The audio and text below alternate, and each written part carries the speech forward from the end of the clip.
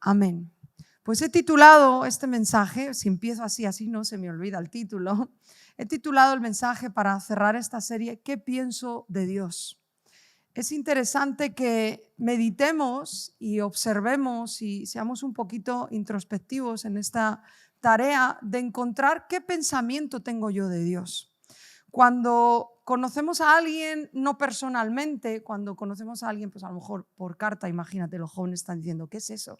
Sí, hubo un tiempo donde existían las cartas, donde escribías. Ahora es por... ayer en las clases, hablaba una cosa así parecida en las clases del instituto y dije Messenger, se partían de mí de risa. Dije, no, cuando hablas con alguien por Messenger, se morían de la risa. Es que yo viví el Messenger. ¿Cuántos aquí hay del Messenger todavía? Ah, bueno, ¿ves? Es el zumbido, literal. Estaba buenísimo eso. Y ibas a casa a abrir el Messenger con una inquietud de quién te había escrito. ¿Dónde quedó eso ya, no? Ya por WhatsApp y tanto sistema para comunicarnos.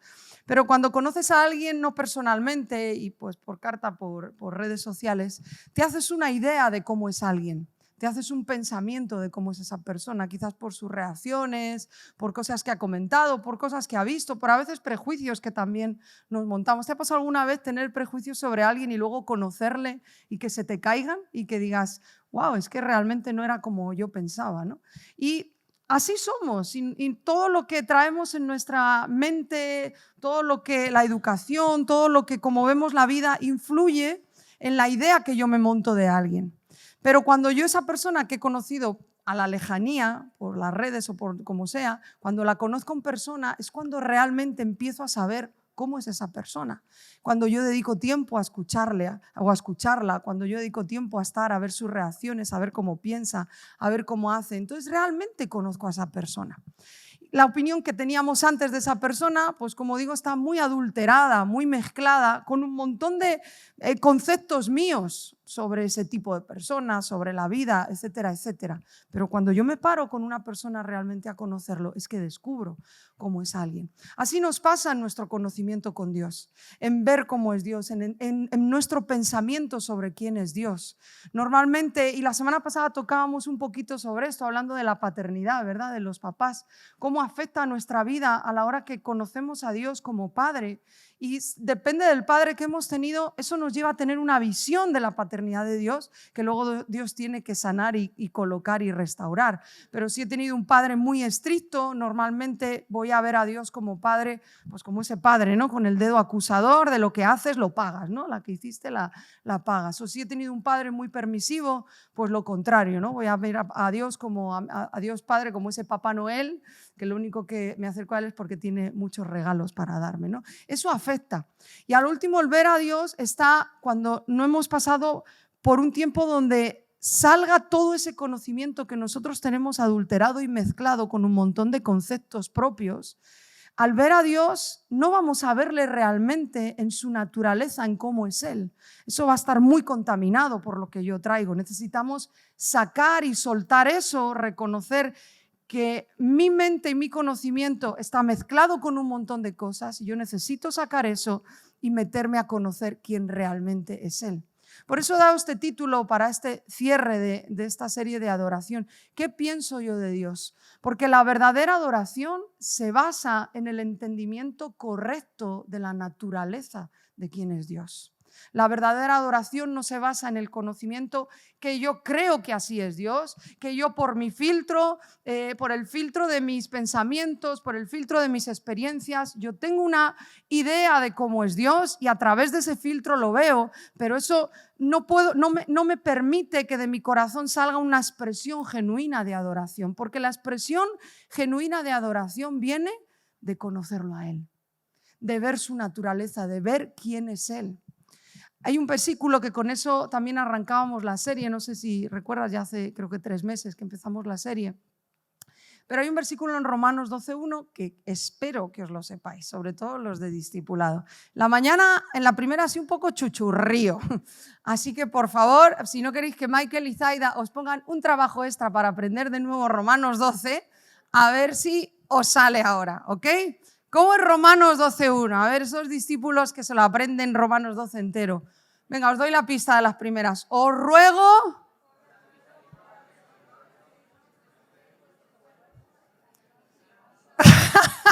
Algunos se están escudando en el murmullo, ¿no? Que vea que muevo los labios, ¿no? Venga, otra vez, que me habéis mezclado la primera y la segunda parte. Así que, perdón, eso es verdad. Así que os ruego...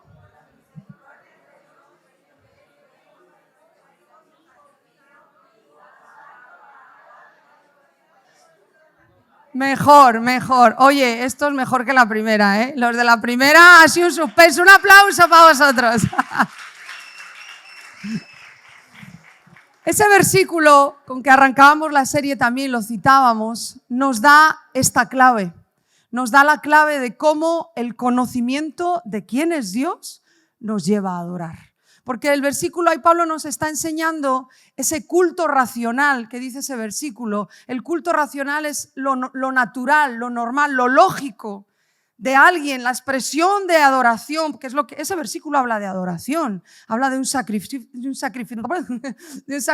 vivo, de esa ofrenda que somos para el Señor, de ese sacrificio que nuestra vida es para el Señor. Y dice, eso es el culto racional.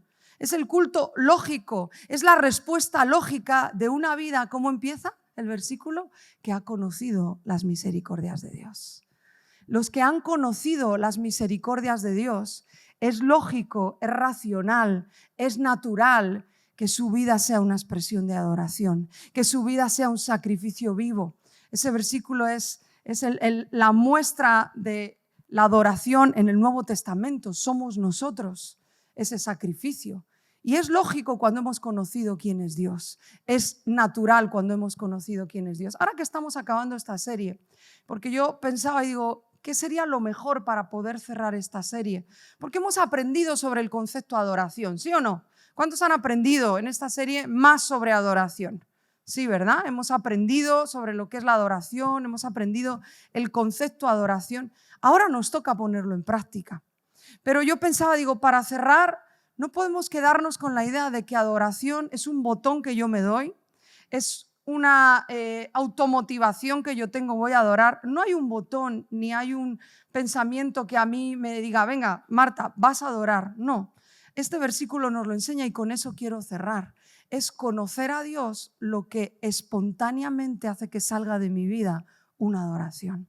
Es ver su misericordia, su fidelidad, su grandeza, su gracia, lo que hace que naturalmente salga de mi vida una vida que adora.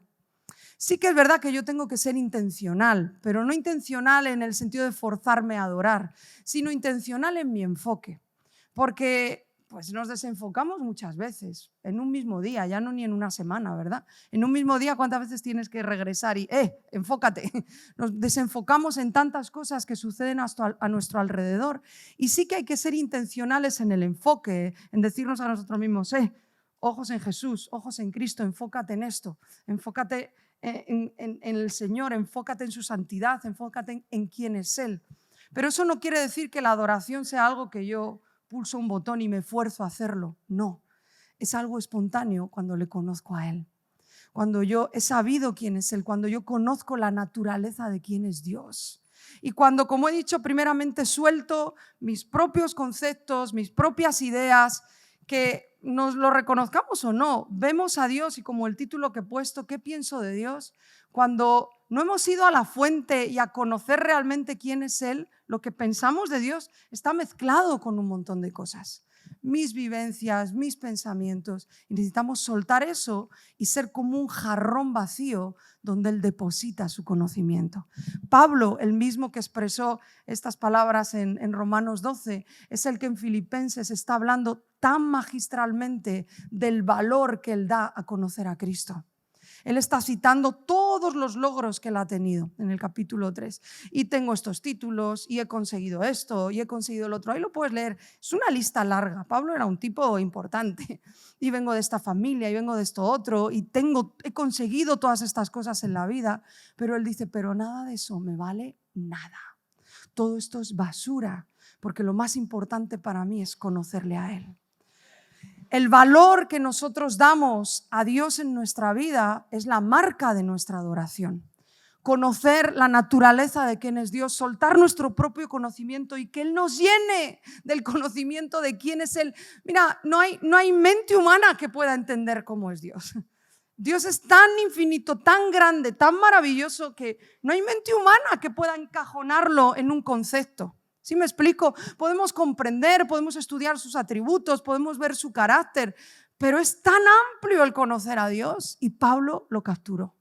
Y dijo, todo esto que tenía valor para mí ya no lo tiene con tal de conocer a Cristo. Ese es el anhelo y el corazón de un adorador, porque el que conoce quién es Dios, reitero, naturalmente sale la expresión de, es que no encuentro otra manera de dirigirme a Él que adorándole. Es que el valor que Él tiene supera todas las cosas. El valor de Dios no se puede contar, no se puede poner como el valor de un coche o de una casa. El valor de Dios no se puede enumerar, es un valor tan grande. Y cuando descubres eso y cuando empiezas a conocerle y cuando descubres el valor tan grande que hay en Dios, lo demás es basura, lo demás no cuenta.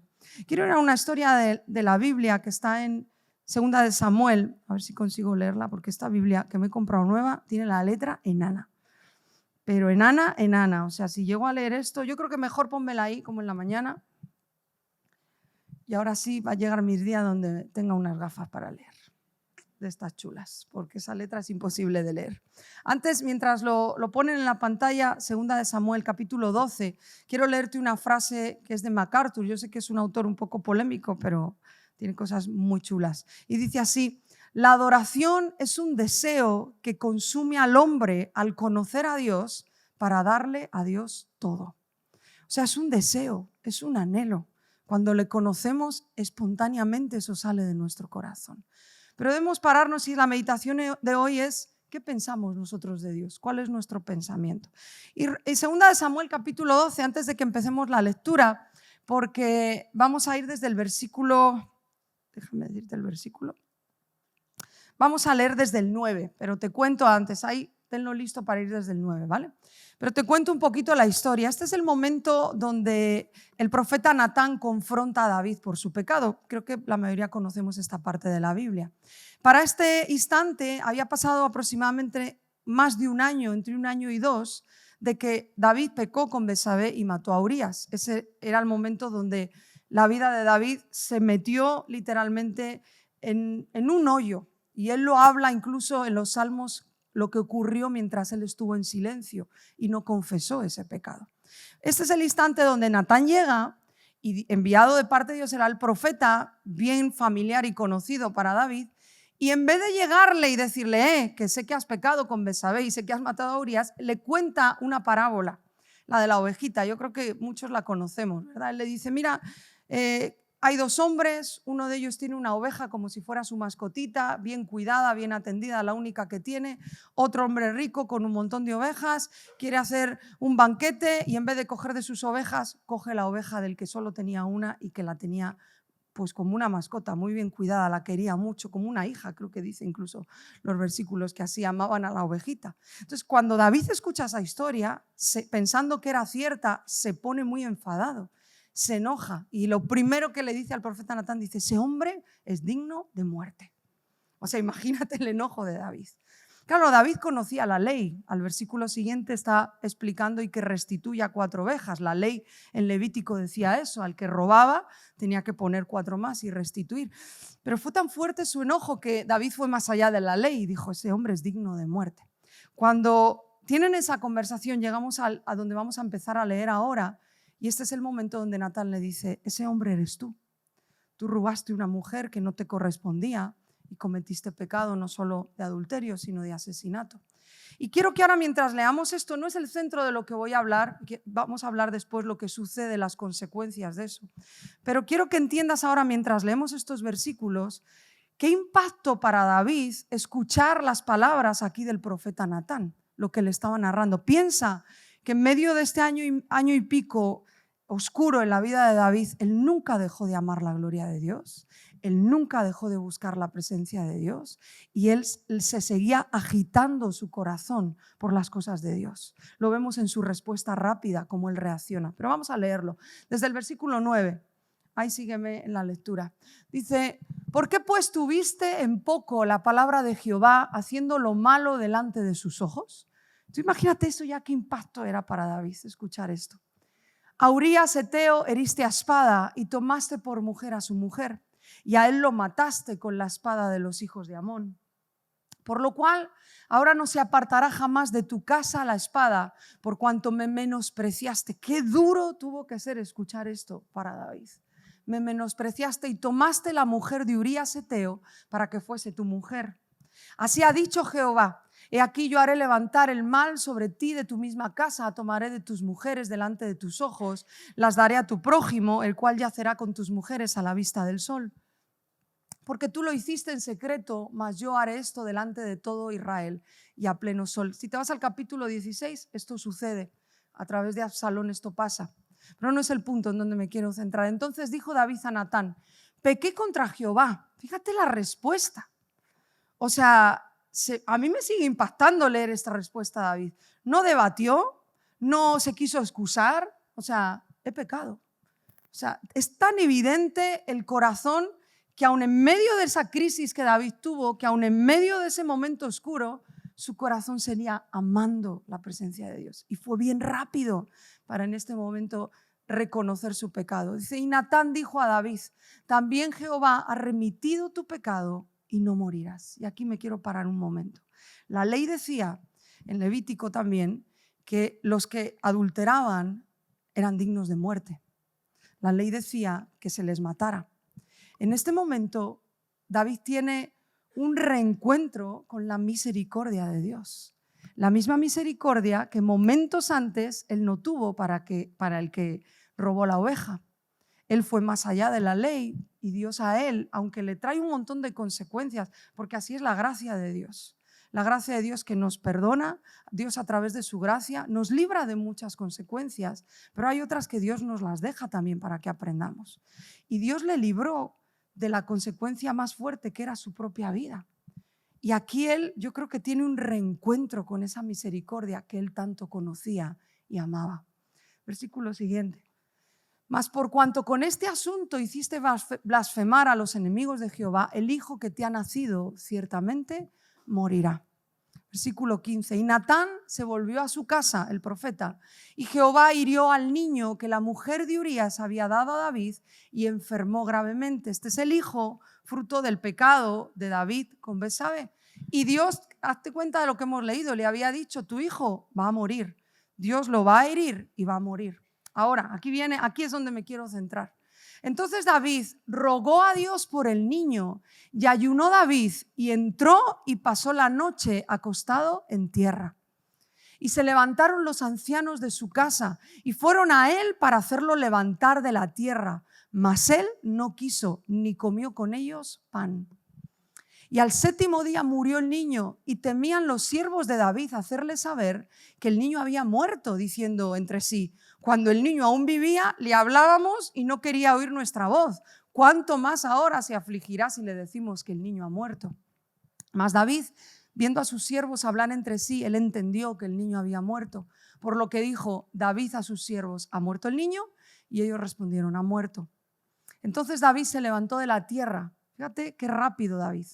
Se lavó y se ungió. Se quitó la ropa de aflicción, de luto, del ayuno, de la aflicción que estaba teniendo esos días en la oración, y cambió sus ropas y entró a la casa de Jehová y adoró.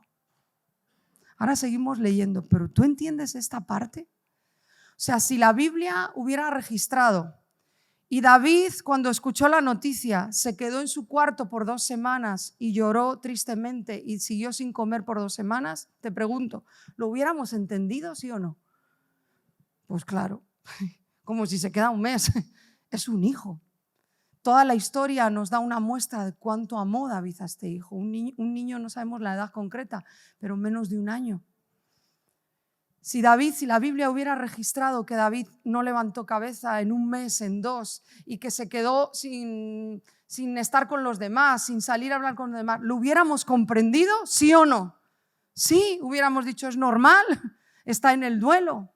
Pero la reacción de David fue tan rápida, de cambiar rápido sus ropas, de ponerse otra ropa que ya no era la de la aflicción de estar en ayuno. Ya Dios había dicho lo que iba a hacer y lo había hecho. Y en ese momento él dijo, pues ya, ¿para qué llorar? Y al momento, al cambiarse, él fue a esa tienda donde estaba la presencia de Dios y adoró. Y le ofreció sacrificios y le llevó ofrendas. Vamos a terminar de leerlo. 21. No, me he quedado en el anterior, ¿no? Entonces David no, ese ya lo he leído, el 21. Y le dijeron sus siervos, ¿qué es esto que has hecho? Por el niño, viviendo aún, ayunabas y llorabas, y muerto él, te levantaste y comiste pan.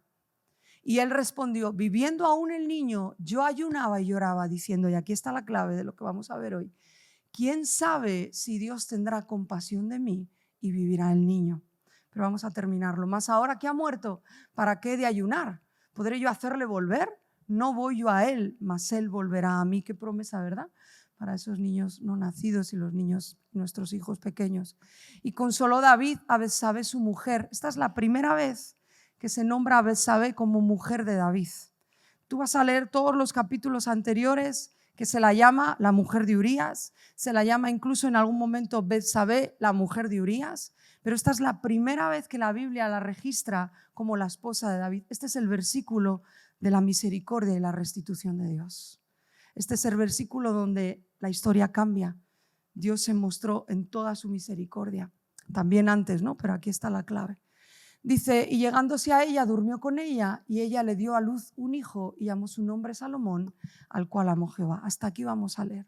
Quiero que entiendas algo en esta historia tan digna de novela. Dime que no. Hacen una peli de esto y se forran. Está de novela esta parte de la Biblia. Quiero que entiendas algo. David era, aun en este momento crítico de su vida, un conocedor de quién es Dios. David conocía perfectamente la misericordia de Dios. Y ese conocimiento de la misericordia le llevó a meterse 7 días, a ayunar y orar, aun cuando Dios ya había dictado sentencia. ¿Sí o no? Dios dijo, tu hijo va a ser herido y va a morir. Podemos interpretar, a veces en nuestra no conocimiento de algunas cosas, podemos interpretar la reacción de David como, qué tozudo, ¿no? Pues ya Dios ha dicho que el niño se va a morir, ¿para qué te metes ahí a ayunar y a orar? Es que no, eso no está bien, porque qué tozudo, Dios ya ha dicho, pero no, nada que ver, porque además hay registro en la Biblia de ocasiones donde la intercesión y la compasión ahí del corazón de Dios, Dios cambia de parecer. Y David sabía eso. David pensó, yo tengo un Dios lleno de misericordia. Yo tengo un Dios donde lo que le mueve es la compasión. Yo tengo un Dios al que yo he conocido, al que he visto y al que me ha sido revelado, donde yo sé que lo que le mueve su mano es la compasión. Yo tengo un Dios que está lleno de compasión. ¿Qué tal si me meto aquí a ayunar y a orar y Dios cambia de parecer? ¿Qué tal si me meto estos días a orar, a ayunar, a pedirle al Señor y Dios salva la vida de mi hijo? No le movió a David para hacer eso lo que podemos pensar que a lo mejor haciendo estos sacrificios, dejando de comer estos días o apartándome estos días, a ver si así Dios se mueve. Eso no fue lo que le movió a David. A David le movió el conocimiento que él tenía del corazón de Dios. Y yo tengo un Dios que tiene compasión. Voy a apelar a tu compasión, Dios. Ahora, para mí eso ya era adoración lo que estaba haciendo. Entender cómo Dios es y meterse esos días a pesar de lo que había pasado y lo que Dios había dicho. Para mí es adoración porque es poner por encima de las circunstancias el conocimiento de Dios. Todo en nuestra vida que sea poner en primer lugar quién es Dios, lo que Él ha dicho, lo que Él hace, por encima de toda circunstancia, sea buena o mala, eso es lo que nos lleva a la adoración. Eso es lo que nos hace que de nuestro corazón se exprese adorando nuestra vida. Ese mismo conocimiento de Dios fue el que le llevó a días después, su hijo muere y él no titubea para irse a adorar a Dios. ¿No te parece flipante? No sé si aquí hay alguien que haya perdido un hijo, pero yo creo que es lo más doloroso que uno pueda atravesar en esta vida, la pérdida de un hijo. Ya sea que tu hijo tenga un mes o tenga años, pero creo que es de las cosas más dolorosas. Y David, bien conocedor de la misericordia de Dios, no se puso a replantearse en ese momento, pues entonces ¿será que Dios no me ha escuchado? ¿Será que Dios no tiene tanta misericordia? ¿Será que Dios no ha contestado mi oración? Entonces, no. El mismo conocimiento de la misericordia de Dios le sirvió para orar y ayunar, y le sirvió para después no titubear y meterse a adorar y coger sus ofrendas, sus sacrificios e ir a esa tienda a ofrecérselos a Dios. No titubeó, no hizo preguntas, no se cuestionó, no se planteó. ¿Sabes cuántas veces nos planteamos nosotros en nuestros pensamientos? ¿Será que Dios se ha olvidado de mí? ¿Será que Dios no me está teniendo en cuenta? ¿Será que Dios ya no me escucha?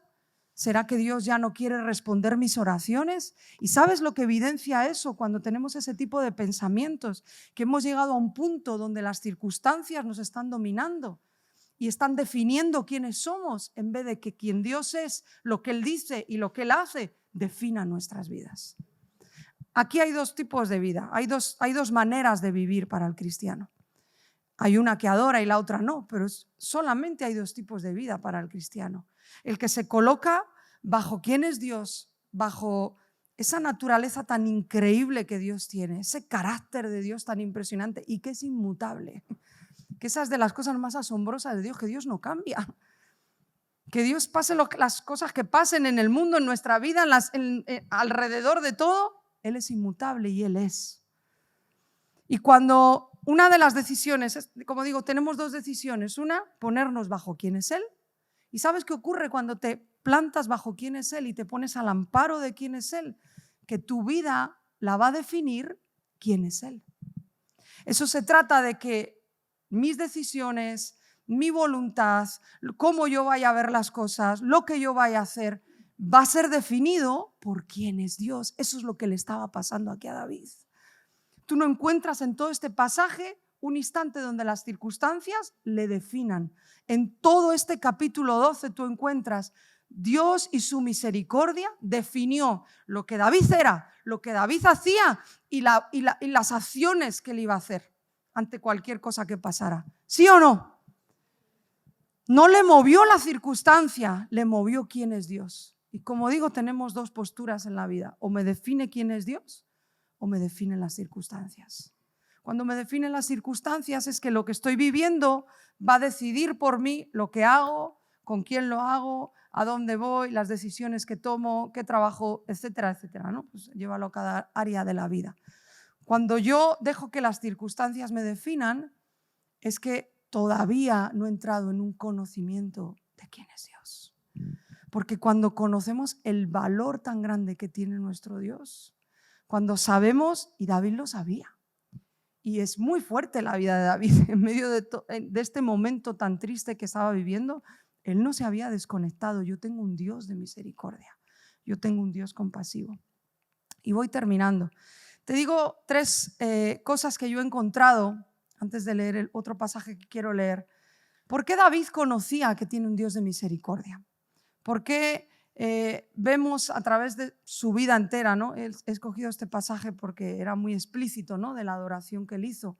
Pero ¿por qué vemos que David era tan conocedor de quién era Dios y de su misericordia? Número uno, porque él conocía las Escrituras. Lo vemos aquí en este pasaje. Él fue el que especificó 4 ovejitas más, es lo que el hombre tiene que devolver. Él le añadió lo de que se muera, ¿no? Pero en medio de eso él conocía lo que la Escritura decía, él sabía. Él era conocedor. ¿Qué es eso tan importante para nosotros? Es que todos nosotros tenemos que pasar por una etapa donde, como decía al principio, el conocimiento que yo traigo, lo que yo pienso de Dios, contaminado por un montón de cosas. En primer lugar, como veíamos la semana pasada, la vivencia que yo he tenido con mi papá, con mis papás. Todo eso que yo traigo contaminado, yo tengo que aprender a deshacerme de ello y que esto sea lo que llene mi conocimiento de quién es Dios. Aquí está revelado su mente, su corazón, sus pensamientos, su carácter. Leer la Biblia no es solamente para encontrar dirección en algún momento de nuestra vida. Leer la Biblia es conocer a Dios. Cuando abras tu Biblia, que sea con más intención simplemente que de pues, encontrar una respuesta a algo que estás preguntando, que está bien y la Biblia trae respuestas, pero que hay algo más profundo donde tu corazón anhele conocer quién es Dios, donde estemos dispuestos a sacar nuestros propios pensamientos y que se ponga en nosotros el verdadero pensamiento de quién es Dios. Número 2, David conocía la misericordia de Dios por su propia vida. Él era bien consciente de dónde Dios le había sacado. Él lo sabía. Eso es algo que nunca se nos puede olvidar, los actos de misericordia de Dios con nosotros. Él lo recuerda en sus salmos, ¿verdad? Él se dice a su propia alma, no te olvides de los beneficios de Dios, no te olvides que te sacó del hoyo. Él sabía y reconocía en su propia vida la misericordia de Dios. La acababa de ver una vez más en esta historia que hemos leído. Y número 3, él siempre buscó, incluso considero que en esta etapa oscura de David, él nunca dejó de buscar la revelación de quién es Dios. Por eso es una vida que nos muestra mucho la gracia de Dios, la vida de David. Nos rompe el cerebro, ¿verdad?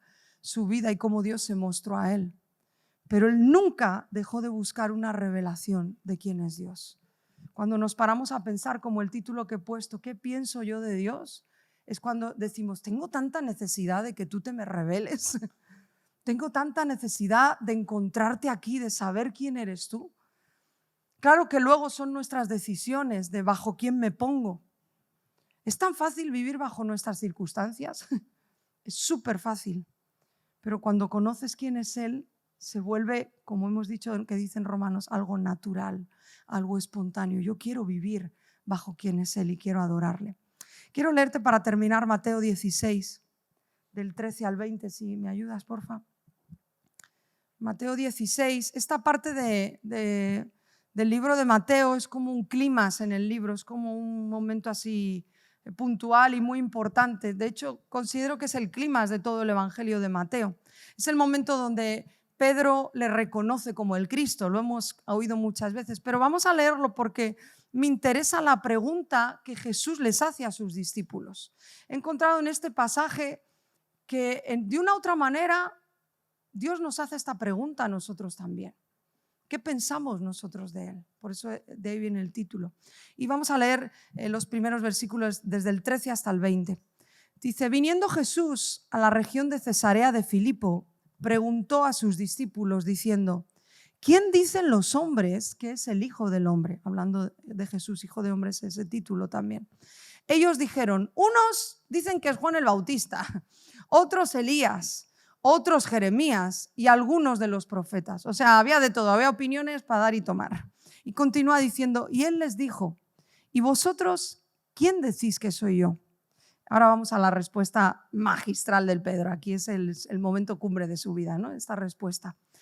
Pero encuentro que esa pregunta, sí Jesús nos la hace a nosotros también. Y yo te la hago en esta mañana. ¿Quién dices tú que es Dios?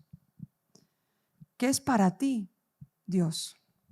¿Qué pasa por tu mente cuando piensas en Dios? ¿Qué pensamiento tenemos sobre quién es Dios? ¿Dónde está basado ese pensamiento que tenemos sobre la persona de Dios, sobre la persona de Jesús, sobre la persona del Espíritu Santo? ¿En qué se basa nuestro pensamiento? ¿En nuestras ideas limitadas? ¿En nuestras ideas mezcladas con un montón de otras ideas que traemos? ¿Quién piensas tú que es Dios? Vamos a leer la respuesta de Pedro. Brutal, ¿verdad? Aquí su respuesta. Respondió Simón Pedro y dijo, me encanta, tú eres el Cristo, tú eres el Hijo del Dios viviente. Él tuvo una revelación. Esto no era el momento del principio del ministerio de Jesús. Aquí estaba pronta ya la muerte de Jesús. O sea, eso habla de que ya habían estado 2 años y pico caminando, viendo los milagros de Jesús, escuchando sus enseñanzas. Y aquí quedaban aproximadamente como 6 meses para que Jesús fuera entregado. Y hasta este momento es que viene una revelación y tú no encuentras antes otro momento donde los discípulos tuvieran una revelación así. Dios le reveló a Pedro quién era Cristo, el Hijo del Dios viviente. Continuó leyendo. Entonces él le respondió Jesús, bienaventurado eres, Simón, hijo de Jonás, porque no te lo reveló carne ni sangre, sino mi Padre que está en los cielos. Y yo también te digo que tú eres Pedro, y sobre esta roca edificaré mi iglesia. Ya vimos esto en los Conectas, ¿os acordáis? La piedrita, la piedra, pero bueno, no me quiero entretener ahí. Y las puertas del Hades no prevalecerán contra ella. Estaba hablando Dios de su iglesia. Estaba hablando Jesús de que la muerte ya no tendría poder sobre su iglesia, sobre nosotros. Y fíjate lo que le da por esa revelación. Y a ti te daré las llaves del reino de los cielos, y todo lo que atares en la tierra será atado en los cielos, y todo lo que desatares en la tierra será desatado en los cielos. Entonces mandó a sus discípulos que a nadie dijesen que él era Jesús, el Cristo. Cuando esto pasa, está pronta la muerte de Jesús, pero Jesús sabe que aún no era su hora. Y por eso les dice: no digáis nada a nadie, porque si ellos decían esto, iban a apresarle, iban a adelantarse al tiempo que el Padre había estipulado, había dicho. Por eso dice: no digáis nada, aún no es mi hora. Pero centrémonos en las preguntas, y con eso quiero terminar. Yo creo que con esta serie que estamos cerrando, que para mí cada serie marca una temporada, y creo que esta serie, pues lo he dicho al principio, es un fundamento que Dios ha querido poner en medio de nosotros. Pero creo que Dios nos hace esta pregunta, primeramente no a tu vida personal como Él la hace. ¿Quién dicen los demás que soy? Es como si Dios nos hiciera esta pregunta: ¿qué dice la iglesia que soy yo? ¿Qué dice la iglesia? No solo esta, sino de manera general. ¿Quién dicen que soy yo? Porque comenzábamos esta serie hablando de cómo la iglesia ha perdido el sentido de la adoración, el sentido de venir a rendir culto al Señor. Hemos perdido de manera general el entendimiento de entrar por esas puertas y ver que le traigo yo a Dios porque Él es digno de que le adoremos.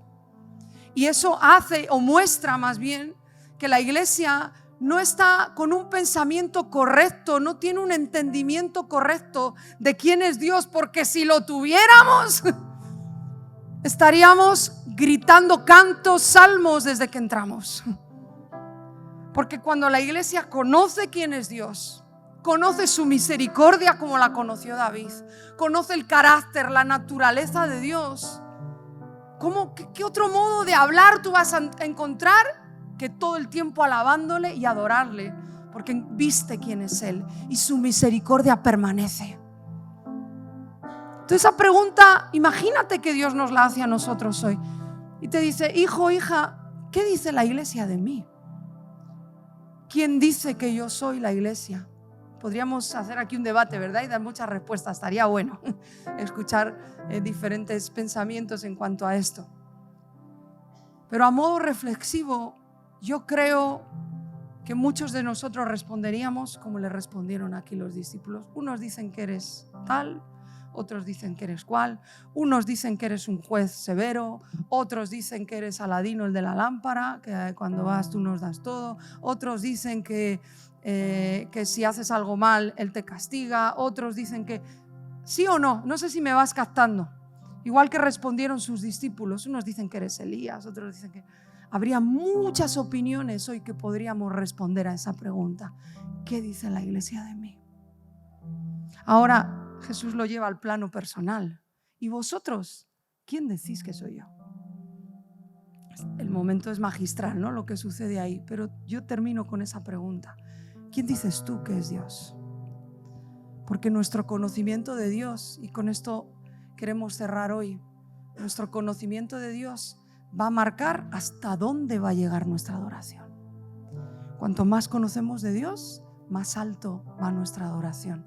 Cuanto más soltamos de nuestro propio conocimiento y tomamos de la verdad de quién es Él, más podemos adorarle, más espontáneo le adoraremos. Esto no es estar aquí. Ahora hemos dado la serie de adoración y a partir del domingo que viene vamos a tener a dos, ¿cómo se llaman? Los que están con los fusiles, ¿no? ¿Cómo se llaman? Eso, vamos a tener a dos francotiradores y a dos ahí guardaespaldas, y el que no adore, pum pum. Esto no es así. Esto no va de eso. O te vamos a hacer una así en la entrada, así como en Men in Black, ¿no? Tú, para que se te borre todo y te centres, ¿no? Esto no va así. Esto es una expresión genuina de una iglesia que le conoce. Y de que, como David, aun en medio de esas circunstancias, él dijo: pero yo tengo un Dios de misericordia. Y pase o no pase lo que le estoy pidiendo, Él es digno de que le adoremos. Y eso no le movió. Su conocimiento de Dios hizo que permaneciera firme en adorarle. Vamos a orar, vamos a tomarnos unos minutitos para orar.